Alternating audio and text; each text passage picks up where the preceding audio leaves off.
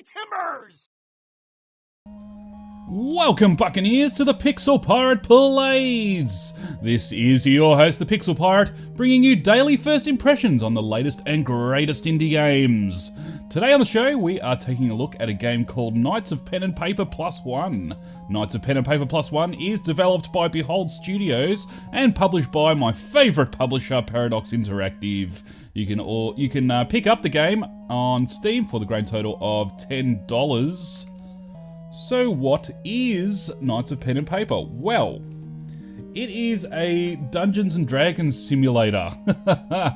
It's a very interesting concept on a turn-based RPG, so let's get into it. We'll start a new game here. So this is our Dungeon Master here, and we need to choose our players, so let's do so. And this will be your characters, your actual characters with your actual fighting statistics and everything else. So it's like a character sheet, I guess. And there's your little man with his suit on and a helmet there. Now you can change the guy to whatever you like. A jock, a pizza guy, a nerd, special guest, Mrs. Goldberry, a grandma, hipster ET, and so on and so forth. There is a fairly large amount of players, and they all have a different starting stat. So for example, the party man has a passive 50% discount to buy the player, which is quite strange. 50% discount when resurrecting this player after death. Mr. John has 10% extra experience points gained, so we'll add him. Yes.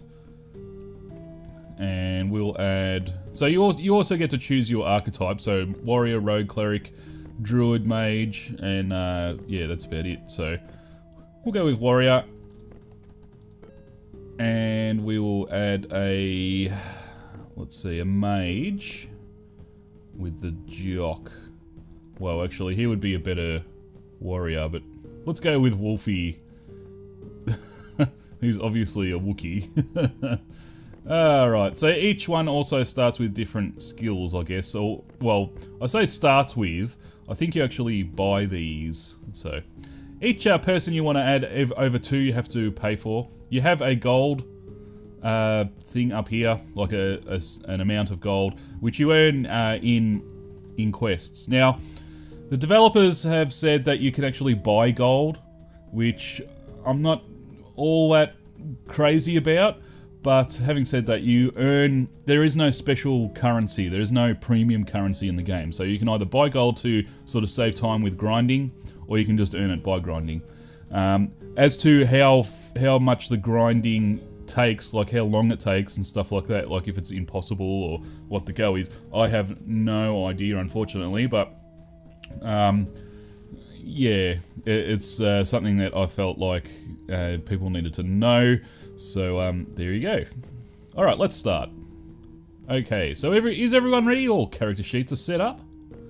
Yes, let's rock on, rock on. Come on, is your character from the future? Yeah, that's right. Extra experience points will be awarded to those who are role-playing, okay? Before we start, you should know that you can set the difficulty of the game by increasing, decreasing the amount of monsters you fight. So the adventure begins now. As you wake up, you can hear the cold whispering of the wind. You can't remember anything that happened before. All you know is that you're a group of friends locked in a tower prison for no reason at all, and everyone's calling you assassins. While searching for a way out, you notice the prison bars has been broken by some kind of magic. Let's get out of this place. As you leave the cell, you face some guards that are clearly unhappy to see you there. Guard 1, hey, you're not supposed to be outside the cell. You don't want to get hurt, do you? Get back in your cell already. Ha, you'll regret that. I'm not returning to that cage for no good reason. Guard 3, get back. Okay. So, this is where we start battling. So, this is basically the tutorial battle, if you like.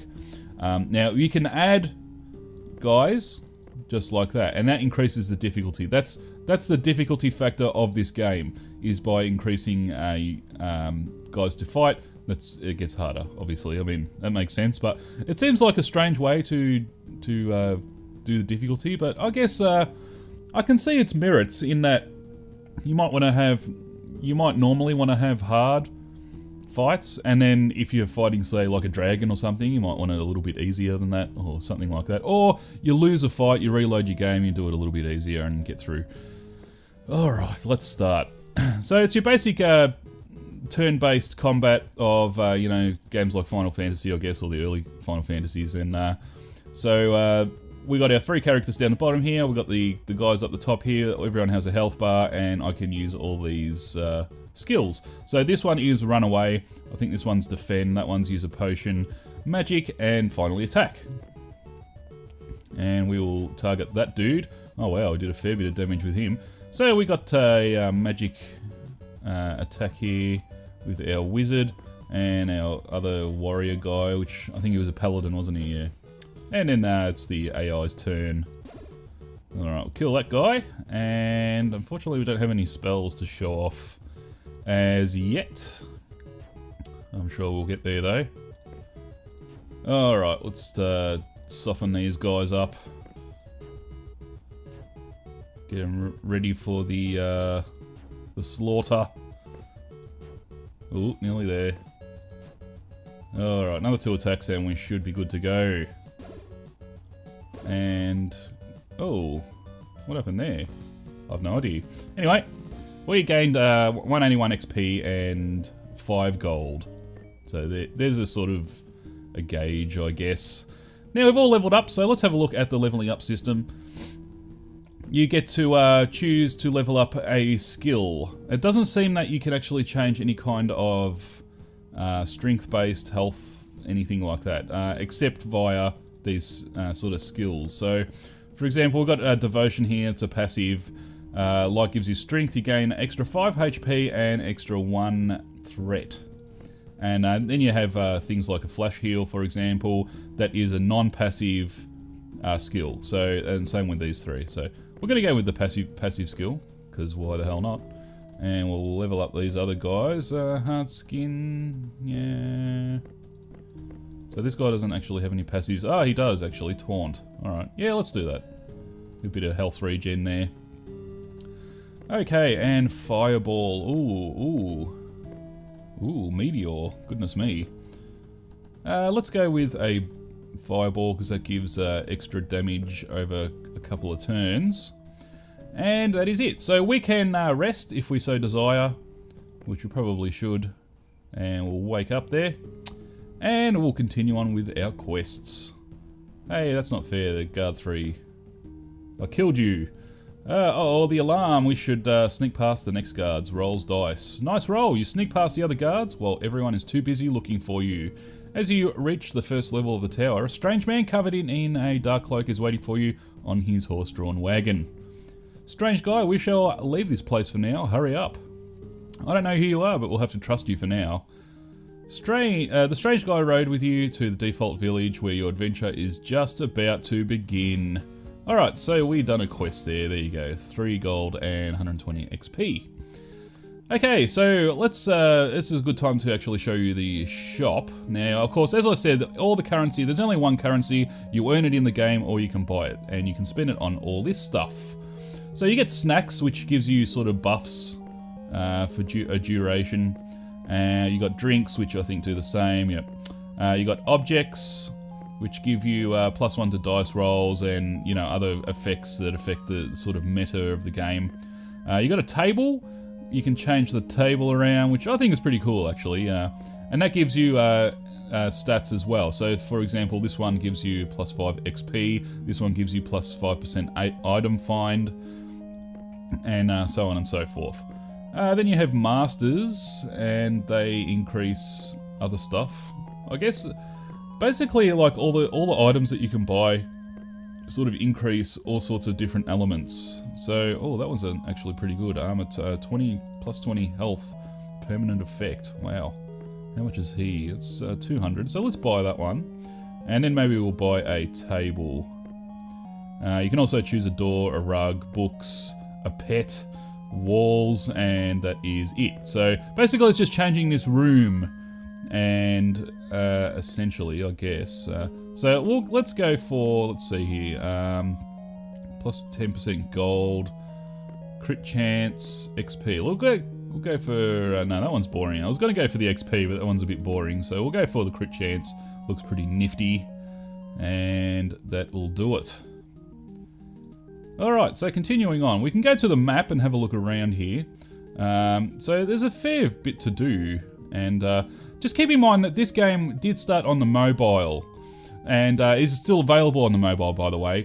You can pick up this game and its predecessor, which is Knights of Pen and Paper, without the +1. So you can pick that up on Android and iOS. But for now, we will continue on with our quest here.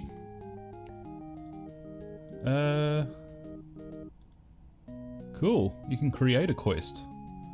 Okay, you can choose to rescue, escort, collect, or slay. We will slay. A girl approaches the group and cries out in a desperate voice. Is she cute? The least you can do is fill our adventure with beautiful girls. Wow, you're creepy, guy.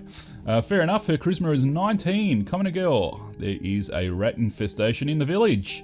Please, could you deal with it as fast as possible? The old rat quest, eh? The commoner girl is really frightened and you can see it in her eyes. You're helping not only her, but the whole village as well. Okay, let's do our battle here. And we will add a couple there, maybe 5 or so. There we go. Oh wow, why is my health so low? I thought I rested up. Oh dear, I might actually lose this battle. Oh no. Well, guess what? You'll see what happens when you die. Although I can take a potion, so it shouldn't be that dramatic. I've only got 1 potion though. That restores 8 HP, and oh, that's a group-wide thing. Wow, okay. We're in trouble. That was not very much damage there. Wow, we're really getting pounded. Okay. We might run away and see how that works. No, we're doing alright.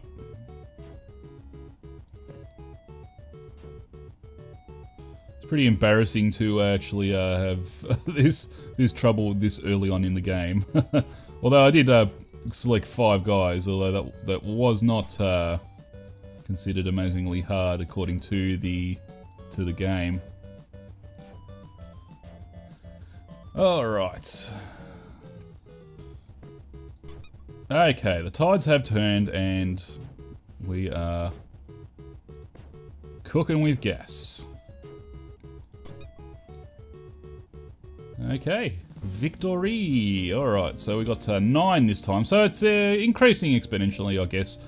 And I haven't seen anything that's hugely expensive in the game as yet anyway. So it's not like all the upgrades and things like that in the shop are worth thousands of dollars or anything like that. I mean, let's see, that's $4.50. That's not bad. Drinks for 90. Objects, well, that's 1,000. That's the highest I've seen. And what does that do? +1 to all skills. So you kind of expect that, I guess. Even tables are only 250, so I'm not sure whether or not you get more stuff, but it doesn't seem like that would be the case. Although I could be wrong, so don't quote me on that. Ooh. Okay. Maybe the rumors are true. You really are great warriors. Wait here. She quickly goes inside her house. What is this, a bathroom break? Okay, our quest is done there. So we handed that quest in. So there you go. So that's about the long and short of Knights of Pen and Paper. You can pick it up on Steam for $10. You can also pick it up on Android and iOS. And that is it for today. If you liked what you saw today, do please remember to hit that like button. It really helps the channel. You can also follow me on Twitter at ThePixelPirate. This has been your host, The Pixel Pirate. Thanks everybody for watching, and we'll see you tomorrow.